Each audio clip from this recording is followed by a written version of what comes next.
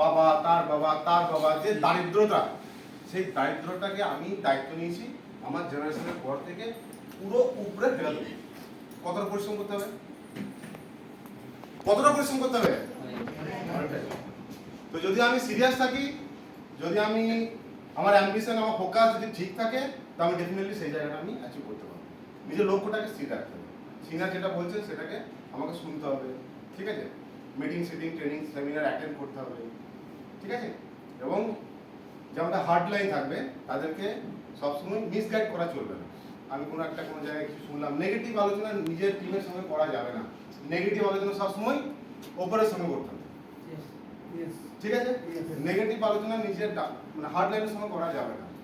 একটা শর্ট কথা বলি, এরপর আমি একটা গ্রেট পার্সোনালিটি রাখতে চলেছি। কথাটা হচ্ছে যে ऊपर से कहो कैसे और नीचे वालों को सिखाओ ऐसे और बीच में कमाओ पैसे। वाह,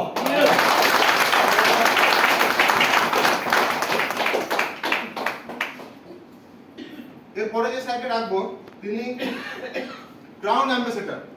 তো এইভাবে তো স্যার ওনাকে রাখতে পারবো না, এখন সবাই মিলে উঠে দাঁড়িয়ে একটা বিগ ক্লাব